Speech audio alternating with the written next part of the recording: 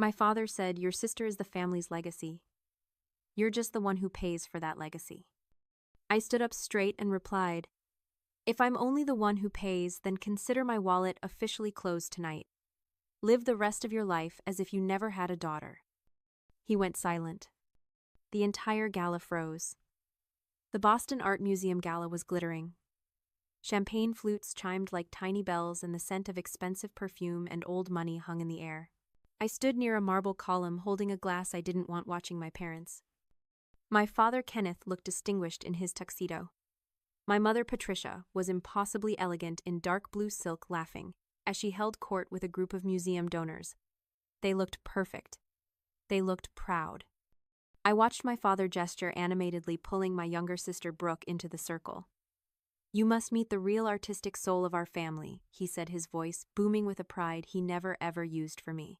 "Brooke, this is Mr. and Mrs. Davies." Brooke co-organized this entire event. Her vision, Brooke, glowing in a designer dress that cost more than my first car, just smiled demurely. "Oh, Dad, you exaggerate. I just helped with the creative direction." Co-organized. I almost laughed. Brooke hadn't organized anything. I had. I was the one who'd spent 60 hours coordinating with the venue, the caterers, the museum board. I was the one who had, through an anonymous donation portal, funded the very award my father was here to accept tonight. I was the patron and patron of the arts. And then there was the house.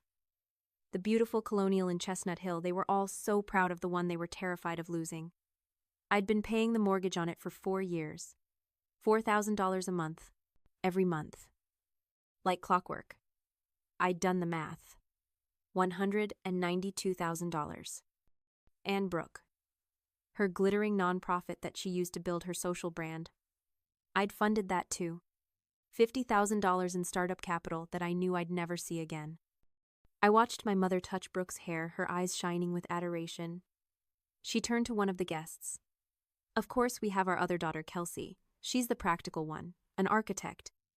She said the word architect like it was a minor, unfortunate affliction. "Kelsey just draws buildings. Brooke has community impact." And in that moment I realized, this wasn't even conscious malice. In their minds, this was just the natural order of things. It was the trap of normalized cruelty. When you're the responsible one, your sacrifices stop being sacrifices. They just become expectations. My $4,000 a month wasn't a gift. It was just a utility bill being paid. My $50,000 wasn't generosity. It was just what Kelsey does. My success was infrastructure. It was the plumbing and the wiring holding the house up. But Brooke was the art hanging on the walls. No one ever throws a party to thank the plumbing for allowing them to look at the art. They just assume the water will keep running. My family didn't hate me. They just didn't see me. I was the reliable machine that produced the resources so they could all stand in the spotlight and celebrate the family's real legacy. Brooke. I stayed there in the shadow of the column, invisible. I watched them laugh and mingle the stars of a show I had paid for. I told myself it didn't matter. I told myself I was used to it. I told myself it was just one more night. I didn't know that in about an hour my father would pick up a microphone and say the one thing that would finally make the machine stop running for good. The applause was deafening as my father Kenneth walked onto the small stage to accept his Patron of the Arts award. He looked every bit the part: distinguished, successful, humble. He accepted the glass trophy and beamed at the crowd. Thank you, he started, his voice resonating with false modesty. "This isn't really for me. This is for the community. It's for the artists. And most of all, it's for my family who inspires me every day." He turned his gaze directly to my sister. "I want to thank my youngest daughter, Brooke. Her passion for community, her boundless creativity. She is the true artistic soul of this family. She is my inspiration. Brooke, this is really our award. You are our family's legacy." People were dabbing their eyes. My mother was beaming. Brooke looked like she was accepting an Oscar. I just sat there, my wine tasting like acid. The applause died down, and as my father was about to step off the stage, one of my colleagues from the firm, a senior architect named Mark, who was sitting at my table, spoke up. "What about Kelsey?" he called out, his voice friendly but clear. "She's one of the most talented young architects in the city. You must be proud of her work, too. The room turned to look at me. I wanted to slide under the table. My father paused. I saw a flash of pure annoyance in his eyes before he replaced it with that practiced dismissive chuckle. "Oh, Mark, of course. We're proud of all our children," he said, waving his hand as if swatting away a fly. "But let's be honest, Kelsey is practical. She draws buildings. Brooke has community impact." And that was it. The sound in the room seemed to fade to a dull roar. It wasn't just a dismissal. It was a public execution of my worth. All the years I had stayed quiet, all the checks I had written, all the sacrifices I had made so he could stand on this stage. It all crystallized into one blinding hot point of rage. I stood up. The scrape of my chair against the polished floor was obscenely loud in the sudden silence. Every head turned. My mother's smile froze. Brooke's adoring gaze faltered. My father stared at me, his eyes narrowing. "Kelsey, what are you doing? Sit down." My voice came out, and it wasn't the voice of the invisible daughter. It was cold. It was clear. It was done. "You're right, Dad," I said. "Brooke is the inspiration. But you forgot to thank your biggest patron." He looked confused. "What are you talking about?" "This event. This award," I said, my voice carrying across the silent room. "The one you're holding. I paid for it. The anonymous donation that funded this entire evening. That was me." A collective gasp went through the room. My mother's face went white. "And that house," I continued, looking right at him, "the one you're so proud of, I've been paying the mortgage on it for 4 years, $4,000 a month, $192,000. I've been paying for your legacy, Dad. While you've been busy telling everyone I'm not good enough to be part of it." My father's face was no longer distinguished. It was a dark, furious red. He had been humiliated in front of everyone. His colleagues, his friends, his artistic soul, Brooke. He stepped back up to the microphone. He didn't yell. He spoke in a low, venomous tone that cut through the room better than any shout. "Honestly, Kelsey," he said, his voice dripping with contempt, "your sister is the family's legacy. You're just the one who pays for it." I didn't even look at my mother. I didn't look at Brooke. I just held my father's gaze for one long, cold second. Then I picked up my clutch from the table, turned, and walked out of the gala. I heard someone call my name. I think it was Mark, my colleague, but I didn't stop. I walked past the marble columns, through the grand lobby, and out into the cool Boston night. I didn't cry. I didn't even feel angry anymore. I just felt empty. Like something I had been carrying for 28 years. Something impossibly heavy had just been set down. I didn't take a cab. I walked the 2 miles back to my apartment. The sound of my heels clicking on the pavement was the only sound in my head. For years, people like my friend Kyle had asked me, "Why do you do it, Kelsey? Why do you let them treat you like that?" I never had a good answer. I'd say it was just easier to keep the peace, or that they needed me. But that was a lie. The truth is, I was trapped. I was living inside an invisible prison. It wasn't a prison with bars, but one made of hope. The hope that if I just worked harder, gave more, sacrificed one more piece of myself, they would finally turn around and see me. That's the invisible shackle of the survivor. You think your abuser holds the key to your freedom, that their validation is the one thing you need to be whole. You keep feeding the machine, hoping one day it will finally say thank you. But standing in that gala, hearing my father's words, "You're just the one who pays for it," that wasn't an insult. It was the key. He didn't just humiliate me, he liberated me. He finally admitted the truth I had refused to see. I was not a daughter to them. I was an asset, and assets can be liquidated. I got to my apartment, unlocked the door, and walked straight to my desk. I didn't turn on the lights. The glow from the city outside was enough. I opened my laptop. The screen booted up, illuminating my face. I went to my bank's website. I logged in. There it was, under scheduled payments. Mortgage payment, Kenneth Adams, $4,000. Scheduled for tomorrow, November 11th. My hand was perfectly steady.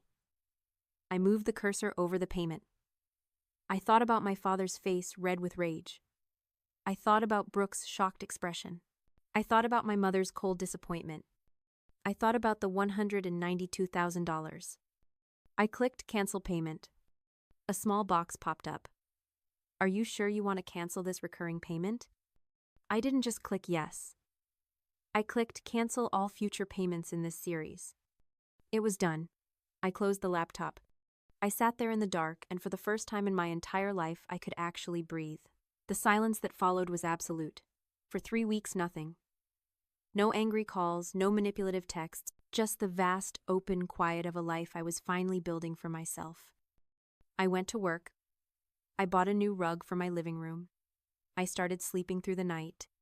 I had almost convinced myself that they had simply accepted it, that they had finally let me go. Then the storm broke. It was a Tuesday morning. I was at my desk reviewing a blueprint when my phone lit up. Mom! I let it go to voicemail. It rang again. Immediately. I let it go. The third time I picked up. Kelsey, thank God. My mother, Patricia, wasn't calm. She was hysterical. What is it, Mom? The bank. They called the house. They used the word. They said, foreclosure. Kelsey, what did you do? The mortgage payment was never made. I held the phone away from my ear, listening to her panic. I didn't do anything, Mom. I simply stopped doing something. I stopped paying it. You can't do that, she shrieked. Your father is a mess. This is our home. You have to fix this. You have to call them and fix this now. No, I said. It was amazing how simple the word felt. No, I don't. Kelsey, you are not doing this to us after everything we... I hung up. My hands weren't even shaking this time. I took a sip of my coffee, turning back to my blueprint. Less than 60 seconds later, my phone rang again. This time, it was Brooke. I answered. It wasn't a call, it was a performance. Kelsey, she wailed, and I could hear the fake gulping sobs. Kelsey, you have to help me. Everything is falling apart. What's wrong, Brooke? My nonprofit, the grant I was counting on. It fell through, and all my other donors are pulling out. I'm going to be ruined. They're going to sue me. She was a terrible actress.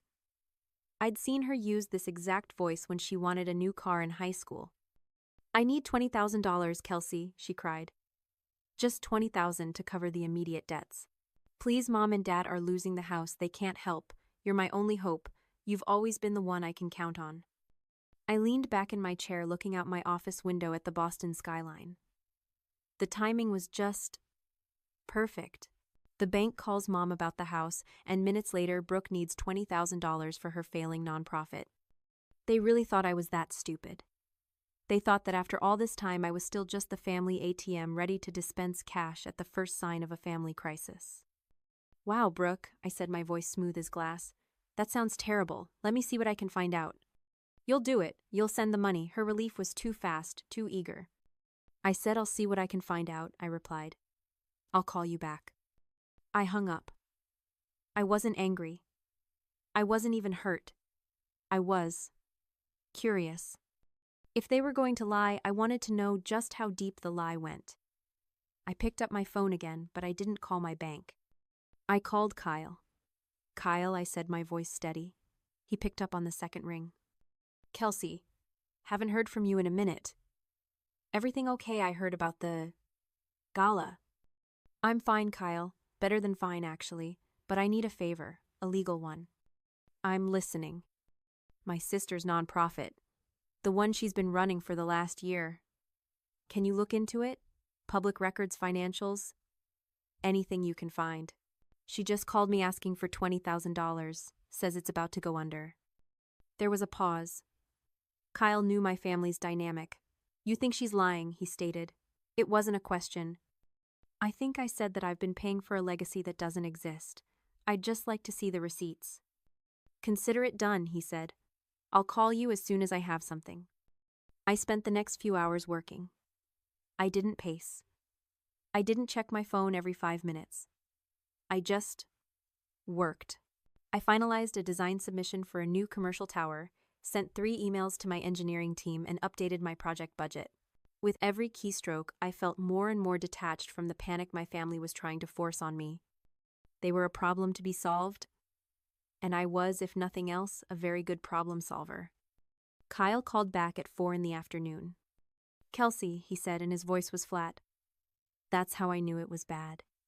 You were right to be suspicious. Go ahead. It's a mess. The nonprofit is barely a nonprofit. It's just a shell company. It's registered, but the tax filings are a disaster. From what I can see in the public disclosures, there's almost no legitimate activity. No grants issued, no community programs. Just a whole lot of consulting fees paid out to. Well, to Brooke. I closed my eyes. So she's just incompetent. No, Kelsey. It's worse than that. I pulled the bank transfer records you forwarded me from last year.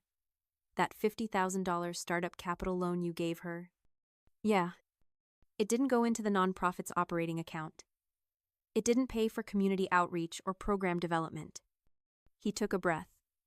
It was a direct wire transfer. The same day you sent it.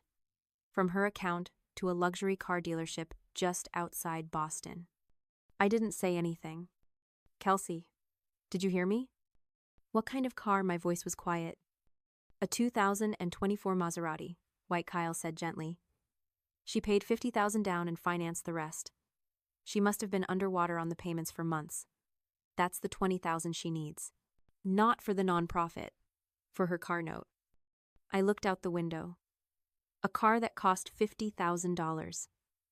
The exact amount I had given her. Money I had saved. Money I had earned by working weekends, by skipping vacations, by telling myself I couldn't afford a new couch. It wasn't just entitlement. It wasn't just spoiling her. This was fraud. This was theft. She had looked me in the eye, talked about community impact, my family's favorite phrase, and then used my sacrifice to buy a status symbol. And as I sat there, the full sickening weight of it landed on me. My father was right. Brooke was the family's legacy. A legacy of taking, of lying, of presenting a beautiful, glittering surface, while the foundations built by me rotted away underneath. And I, the architect, had just found the rot. I heard a small ding from my phone. A text from my mother. Kelsey, your father and I are coming over.